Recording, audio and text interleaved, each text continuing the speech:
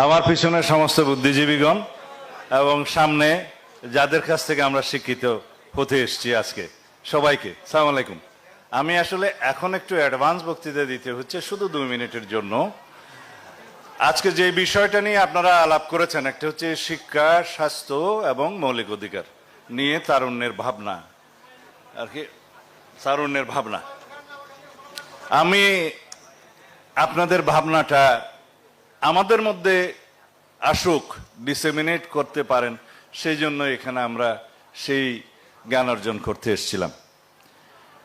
আমি এখন দুটো কথা বলবো যেটা আমার নিজের কথা নয়।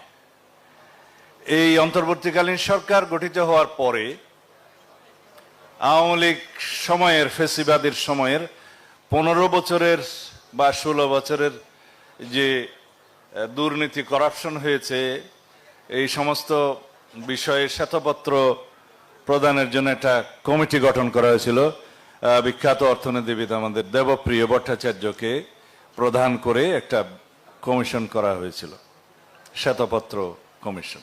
তারা রিপোর্ট প্রদান করেছেন। সেই রিপোর্টটাই আমি আজকে আস্তে আস্তে পড়ছিলাম, তার এক্সিকিউটিভ সামারি। আপনারা আজকে যে বিষয়টা নিয়ে কথা বলছেন সে সম্পর্কে বলা হচ্ছে, যদি আওয়ামী লীগের ওই সময়ের শুধুমাত্র ট্যাক্স এক্সাম্পশনের যে অপব্যবহার করা হয়েছে তার যদি অর্ধেকও করা হতো, আওয়ামী লীগের সময়ের ট্যাক্সেশন ক্ষেত্রের যে দুর্নীতি হয়েছে তার যদি অর্ধেকও ট্যাক্স এক্সাম্পশন ক্ষেত্রে করা হতো, তাহলেও আমাদের শিক্ষা বাজেট ডবল করা যেত এবং হেলথ বাজেট 3 গুণ করা যেত।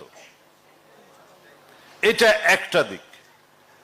আরেকটা হচ্ছে এই আওয়ামী লীগের লিগেসি ইতিহাস। আমি সবসময় বলি,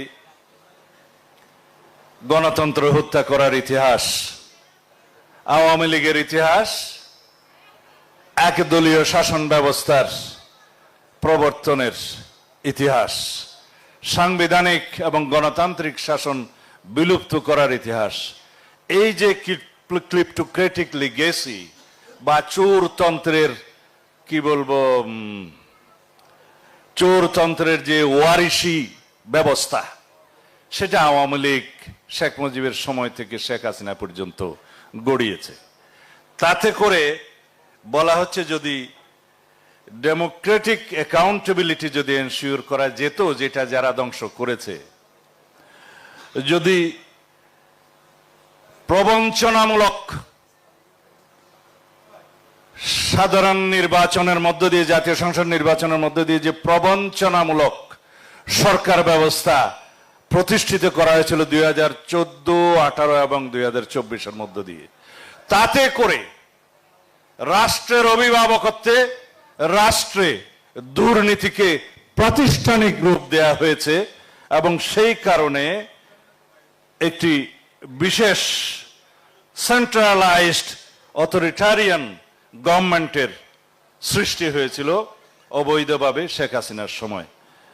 যাই হোক, সেই রকম পরিস্থিতি থেকে মুক্তির জন্য আমাদেরকে শত সহস্র জীবন দিতে হয়েছে। সেই রকম পরিস্থিতি থেকে এই জাতিকে মুক্ত করার জন্য শহীদের যে রক্ত, তার রক্তের যে প্রত্যাশা এবং আকাঙ্ক্ষা, সেটাকে ঊর্ধ্বে তুলে ধরে ফেসিবাদ বিরোধী জাতীয় ঐক্যকে শক্তিতে রূপান্তরিত করে সবার আগে বাংলাদেশ, এই নীতি আমাদের প্রতিষ্ঠা করতে হবে। ধন্যবাদ।